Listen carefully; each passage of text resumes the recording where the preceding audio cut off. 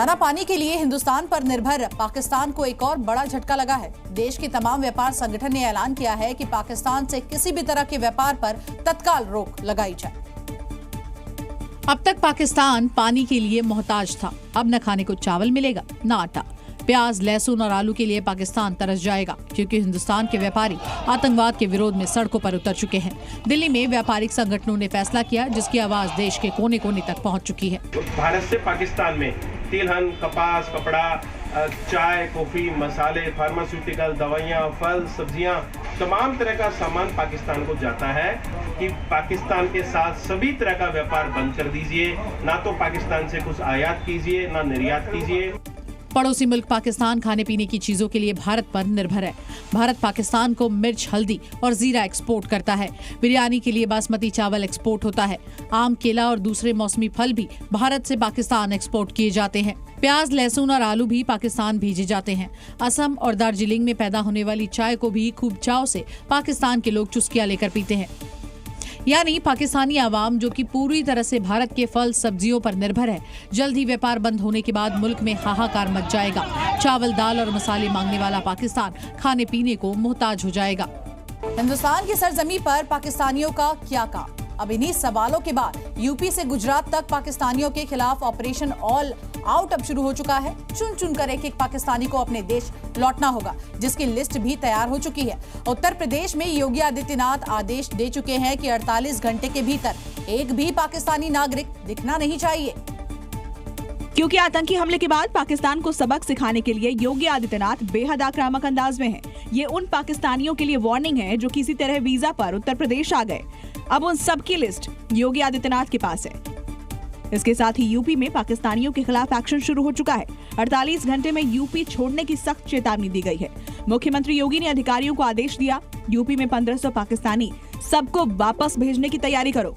सिर्फ वीजा पर आए पाकिस्तानी नागरिक ही नहीं, बल्कि पड़ोसी मुल्क से तारों के नीचे से आए घुसपैठियों के खिलाफ भी सर्च ऑपरेशन चल रहा है। गुजरात के अहमदाबाद और सूरत में देर रात पुलिस ने कई इलाकों में छापेमारी की और बड़ी संख्या में विदेशियों को हिरासत में लिया। इनमें ज्यादातर बांग्लादेशी है। अहमदाबाद में 457 और सूरत में कई लोगों को पकड़ा गया है। फिलहाल इन सभी से पूछताछ की जा रही है। जानकारी करी गई, यहाँ पर टूरिस्ट वीजा पर 8 लोग लखनऊ में पाए गए थे। उन सभी से वार्ता करके उनकी स्टैंपिंग करके उनको यहाँ से वापस पाकिस्तान पहुँचने के लिए भेज दिया गया है। वो दिए गए टाइम लिमिट में यहाँ से पाकिस्तान पहुँच जाएंगे।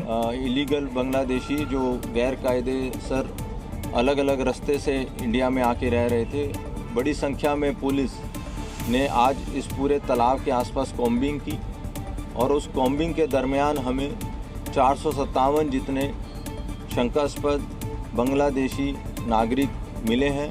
उनकी अभी पूछपरछ चालू है। इस एक्शन का असर ये हुआ कि अटारी बॉर्डर पर पाकिस्तानियों की भीड़ जुटने लगी। हिंदुस्तान से खदेड़ने के बाद ये अपने मुल्क लौट रहे हैं, क्योंकि इनके पास सिर्फ 48 घंटे का वक्त बचा है। पाकिस्तानियों के खिलाफ भारत ने दरवाजे बंद किए तो होटल कारोबारियों ने भी पाकिस्तानी नॉट अलाउड के बोर्ड लगा दिए। खबर यूपी के आगरा से सामने आई है। तस्वीरें हैं होटलों के बाहर लगे पोस्टर्स को गौर से देखिए, जिन पर लिखा है पाकिस्तानी नॉट अलाउड। ये पोस्टर ताजमहल के पास ताजगंज इलाके के होटलों रेस्टोरेंट में भी लगाए गए हैं। पहलगाम का गुस्सा कारोबारी कुछ यूं निकाल रहे हैं। तो लगातार पाकिस्तान की तरफ से घिनौने काम को अंजाम दिया जा रहा है। तो एक हमारे यहाँ पर हम लोगों ने एक एसोसिएशन ने डिसाइड किया है कि जितने भी हमारे होटल हैं, व्यवसाय की जगह हैं, गेस्ट हाउस हैं, उसके अंदर पाकिस्तानियों को हम रुकने नहीं देंगे। आगरा के स्थानीय कारोबारी पहलगाम हमले के बाद गुस्से में हैं और पूरे आगरा के होटल गेस्ट हाउसों से पाकिस्तानियों को आउट करने की मुहिम चल रही है। पाकिस्तान की शुमाइला उत्तर प्रदेश पुलिस के लिए मिस्ट्री वुमेन बन गई है। फर्जी दस्तावेजों से बरेली में शिक्षक की नौकरी हासिल करने वाली शुमाइला अब कहां है कोई भी नहीं जानता है। 7 अप्रैल 2015 को उसने फर्जी डॉक्यूमेंट्स के जरिए नौकरी हासिल की। 17 जनवरी को LIU को खबर मिली तो FIR दर्ज की गई। लेकिन अब पहलगाम हमले के बाद शुमाइला पुलिस के लिए एक बहुत बड़ी पहेली बन गई है। कौन थी शुमाइला? भारत आने का क्या मकसद था? पाकिस्तानी महिला बरेली में टीचर कैसे बनी? और अब पाकिस्तानी शुमाइला कहाँ छिपी है? ऐसे तमाम सवाल हैं जिनके जवाब ना तो अभी पुलिस के पास है और ना ही खुफिया एजेंसियों के पास। पाक राष्ट्रपिता शहनाज शाहिद जो 24/3/2025 को जनपद बरेली में इन्होंने अपना आगमन रिपोर्ट किया था। LIU ऑफिस में इनका पंजीकरण किया गया है। इनके ट्रैवल डॉक्यूमेंट्स जो हैं वो खो जाने के कारण जीआरपी में इनके द्वारा गुमशुदगी भी दर्ज कराई गई थी। यानी अब पुलिस भी इस पहेली में उलझी है कि शुमाइला कैसे मिस्ट्री वुमन बन गई और उसकी करंट लोकेशन क्या है। साथ ही एजेंसियां उसकी हिस्ट्री भी खंगाल रही है कि पाकिस्तान से भारत वो कब आई थी, भारत में सरकारी टीचर कैसे बनी शुमाइला, भारत में किसने उसकी मदद की और अब शुमाइला कहाँ छिपी है।